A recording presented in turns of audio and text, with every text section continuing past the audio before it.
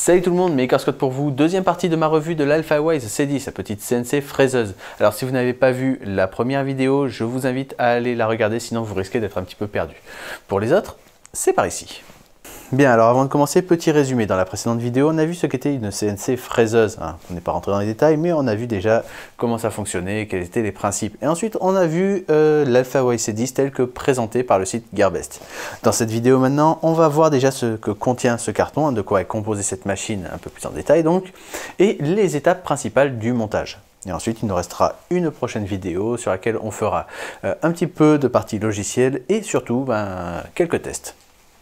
Bien, donc là on a le carton envoyé par Gearbest, donc ça a été dur de ne pas tout déballer déjà, mais là c'est bon. Donc on peut compter sur Gearbest pour que tout soit bien protégé avec leur mousse et tout, mais ça ne veut pas forcément dire que la qualité intérieure est au rendez-vous. Donc on commence par tout déballer. Bien, voyons un petit peu ce qu'on a. Donc déjà, on a la structure, comme je vous l'avais dit, qui est en profilé aluminium. On a en dessous le fameux plateau de 30 par 18. Ensuite, on a des renforts faits en pièces de plastique injectées, qui viennent en quelque sorte faire des équerres, maintenir les axes bien perpendiculaires. On a également ces autres pièces pour la structure, qui viennent un petit peu faire la jonction entre les différents axes, qui contiennent les fameux roulements linéaires. Donc, qui sont également en plastique, injectés pour cela, et ces pièces pour roulement qui sont en pièces imprimées en 3D. C'est assez intéressant.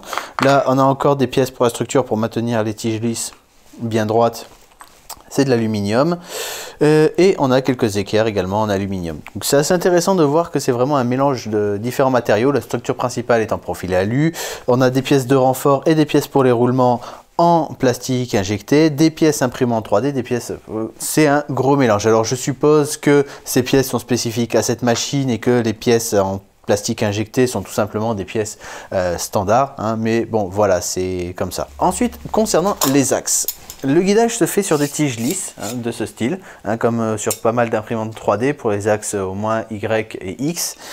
Et l'entraînement se fait à l'aide de moteurs NEMA 17, que vous pouvez voir ici. Donc c'est des moteurs classiques qu'on rencontre également en impression 3D. Et des tiges trapézoïdales, comme celle-ci, que l'on trouve généralement sur les axes Z de nos imprimantes 3D. Donc là, c'est la même chose, sauf que les tiges trapézoïdales sont utilisées pour tous les axes et pas seulement pour l'axe Z. En parlant de l'axe Z, ici, il est déjà prémonté, il est comme ça. C'est également des pièces plastiques imprimées en 3D. Donc, vous pouvez voir, on a le moteur qui est déjà monté dessus avec les deux tiges lisses et la trapézoïdale. J'ai pas de focus, mais c'est pas grave. Voilà. Bon, bref. Et notre fameux spindle, un petit moteur 24 volts. Voilà, donc ça, c'est déjà tout préassemblé. On a les fameux paliers linéaires qui sont en fait des roulements linéaires. Et notre petit écrou en laiton à l'intérieur pour le guidage de la tige trapézoïdale. Donc ensuite, niveau électronique, comme je vous l'ai dit, on a les fameux moteurs NEMA 17 et on a notre carte de contrôle qui est basée sur un clone d'un Arduino Nano, que vous pouvez voir ici en vert.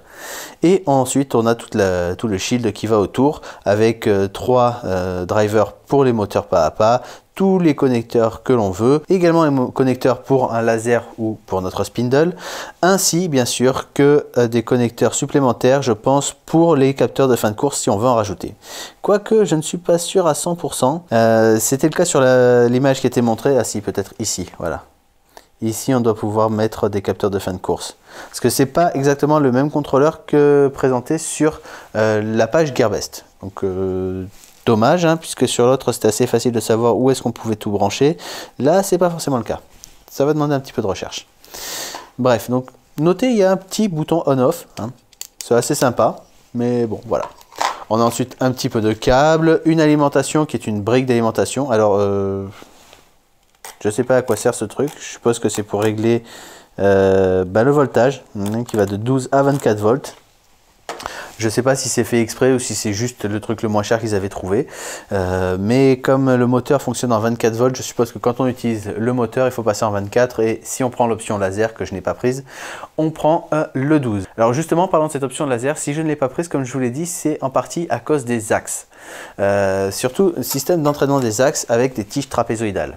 Alors, j'ai rien contre ce système, mais le fonctionnement d'un laser à diode de 2,5 watts, on s'en sert pas pour grand chose. Je vous le dis de suite, 2,5 watts, ça permet de brûler tout simplement du bois. La gravure avec un 2,5 watts est en fait plus une brûlure. Alors pour des dessins vectoriels, ça ne pose pas de problème puisque le laser va suivre le dessin. Donc c'est pas très difficile, hein, ça va suivre les courbes, donc c'est pas trop mal. Par contre, quand on fait comme je fais par exemple avec ma Sensei K40 de temps en temps, quand je grave des images, hein, littéralement des photos ou des dessins que je trouve sur internet et que je grave, et bien là ce qui va se passer, c'est pas ça va suivre les courbes, non, ça va aller ligne par ligne. Et ça va se déplacer très vite. Donc avec des courroies, c'est pas compliqué de faire déplacer quelque chose très vite. Les courroies peuvent encaisser pas mal de choses.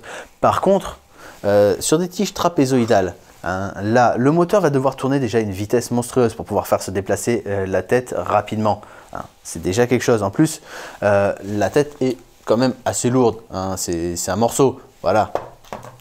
Donc ça va devoir se déplacer rapidement, donc ça va pas mal s'échauffer et la tige risque de s'abîmer, de créer du jeu et surtout l'écrou qui est en laiton, qui est moins résistant, qui va également s'abîmer. Donc après avoir gravé à mon avis une dizaine d'images suffisamment grandes, vous allez avoir du jeu sur votre machine. Donc franchement, c'est pas quelque chose que je recommande avec une machine de ce type. Donc ensuite, continuons notre petit déballage. Dans le paquet, on a tout simplement un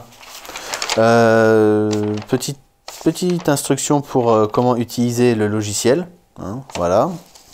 Pas d'instruction de montage, une petite liste de tout ce qu'il y a dedans et un CD-ROM, enfin petit CD-ROM pour pouvoir installer les pilotes et le logiciel, je suppose. Alors ça surprend un petit peu de recevoir encore aujourd'hui des CD-ROM, sachant que la plupart des PC n'en ont plus. Hein. Les PC actuels n'ont plus de lecteur CD puisque tout se fait soit via cloud, soit via carte SD.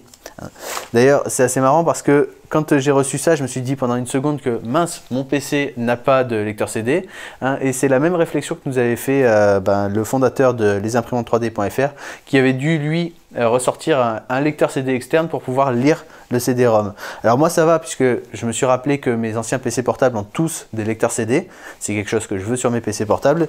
Donc ça va, comme c'est un PC portable, probablement celui de mon atelier qui va utiliser la CNC, ça posera pas de problème. Mais si j'avais que ma tour, elle n'a pas de lecteur CD parce que dématérialisé. Voilà. Bref, donc une fois qu'on a tout ça, on va pouvoir commencer le montage. Bien, donc là la structure principale est assemblée. Alors pas de problème particulier, hein, c'était pas très compliqué, heureusement d'ailleurs parce que les instructions qui sont fournies sur le CD-ROM ne sont pas très précises, hein, c'est le strict minimum, mais bon, c'est pas extrêmement compliqué, on s'y retrouve assez facilement avec les images, donc dans l'ensemble c'est pas trop dur, ça prend pas trop de temps, mais par contre il faut quand même pas hésiter à prendre son temps pour bien prendre toutes les mesures, s'assurer de ne pas monter les choses dans le mauvais sens et surtout s'assurer que tout est bien d'équerre, tout est bien à angle droit, parfaitement aligné et bien à plat parce que sinon ça peut poser des problèmes par la suite et il faudra tout démonter. Bien, maintenant voyons le plateau. Ok, donc voilà comment ça se présente pour le plateau. Donc le plateau, c'est tout simplement cette pièce d'aluminium extrudée, hein, c'est comme un profilé mais en plus large. Hein. Donc comment ça fonctionne? On va tout simplement avoir ces pièces ici de chaque côté. Hein, et cette pièce au centre. Donc les pièces qui sont aux côtés, c'est tout simplement en fait les paliers linéaires qui vont permettre de faire passer la tige lisse. Hein, donc il va y en avoir deux de chaque côté. Et au centre, c'est l'écrou pour pouvoir faire passer la tige trapézoïdale.